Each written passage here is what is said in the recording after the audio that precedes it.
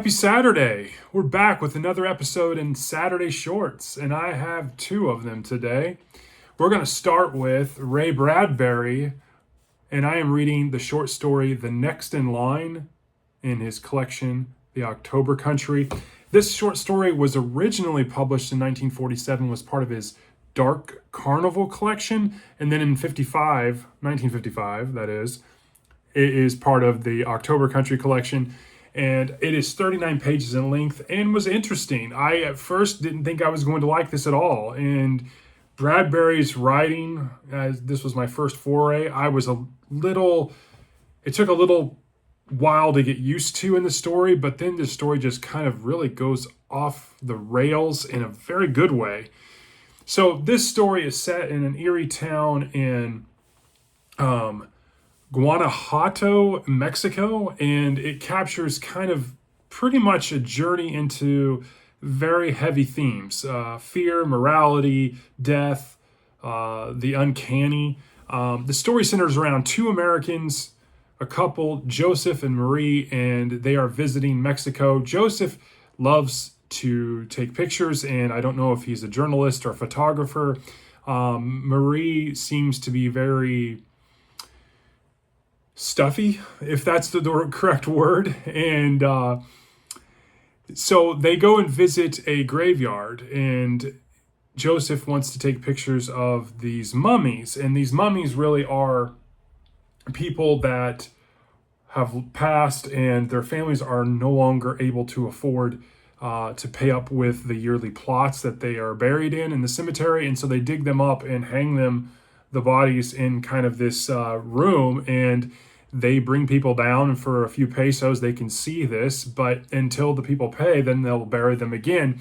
And so it's very interesting. And Joseph and Marie go and visit this, and it seems like afterwards Marie gets very affected by it. And so that's what kind of the story takes place. And then it's like Marie wanting Joseph to leave and get out of the town, and Joseph is like, we're fine. And then there's car trouble, and yeah. What makes it a really good story is I like how Joseph is kind of captivated by everything. There's a death parade at the beginning of the story. There's the mummy part, while Marie kind of is very put off by it, and then has this ever-growing discomfort and fear around everything. And then kind of her whole personality changes. And that was probably the point where it really got jarring for me. And I was like, whoa, because it was okay up until that point, and then that part kind of flipped, and it was like, whoa, this became really good. And the ending is very abrupt, but it's almost kind of comical. I really liked it. There's, again, definite themes of morality and death here.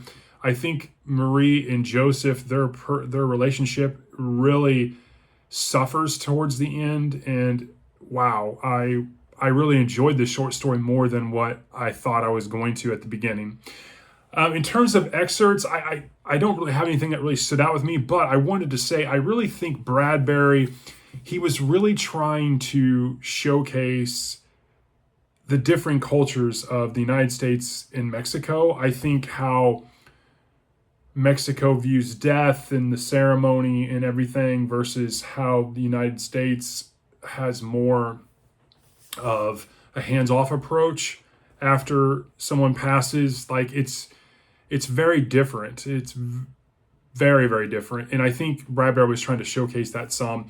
Overall, I rated this a 4.1 out of 5. I really enjoyed this. I think I'm going to get used to Bradbury if I read a couple more. His writing is very, very descriptive. So now we're talking to the next short story I read, and it is in the Portable Steinbeck, and I read a short story by John Steinbeck. It is titled Flight. It is 28 pages. It was published in 1938. It's kind of a Western frontier thriller. This, again, was one I was like, at the beginning, didn't know how this was going to sit with me, and then it got really good. So this story, the summary, it's around Pepe Torres, and Pepe might be a little slow. And he is the oldest of 3 children, and those children are overseen by Mama Torres.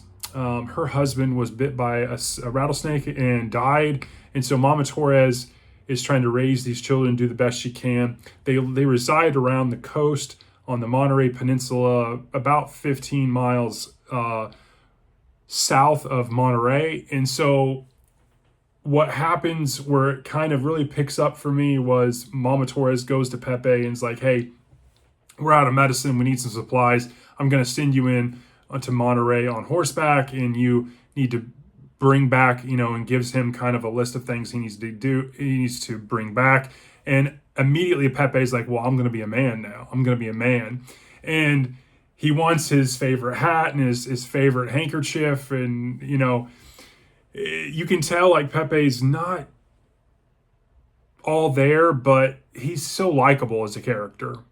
And so what makes it really good for me was it starts off kind of slow, and then it just really unfolds. Because when Pepe comes back to Mama and his two siblings, he can't stay. And it's very abrupt. And Mama Torres wants to know why, and Pepe tells her, and she immediately is like, okay, starts getting supplies together, and you have to go into the mountains and blah, blah, and you're definitely going to be a man now type thing. And then that's where the story kind of takes an abrupt turn, and it becomes kind of a Western frontier type thing. And it was very interesting. He's hunted. And so, yeah, I really like this. I thought it was, again, just like Bradbury, there was this real big change in the short story abruptly. And I really enjoyed it. At one point, I don't really have an excerpt for this one either, but there was one point that Steinbeck wrote in this that I thought was really interesting. As Pepe is being hunted, there is a shot that rings out. He's taking cover. A rock, fragment comes and strikes his hand, and he's bleeding. It's not fatal or anything, but I've never heard this before. And Steinbeck wrote it, but Pepe grabs a bunch of cobwebs, the spider cobwebs, balls them up and puts it on the wound to staunch the bleeding. I've never heard that before. If you've heard that, please comment. I've never heard that from a survivalist perspective before, but I found this interesting. It wasn't as good as Bradbury's, I think, but I gave this a 3.9 out of 5. I really enjoyed it. I thought it was good, and I'm glad I kind of stuck with both of these short stories because they started out a little slow, and then they just really kind of flipped the script on me, and I really enjoyed them. So that is my Saturday shorts. I hope you're all having a great Saturday, and I will talk to you all later.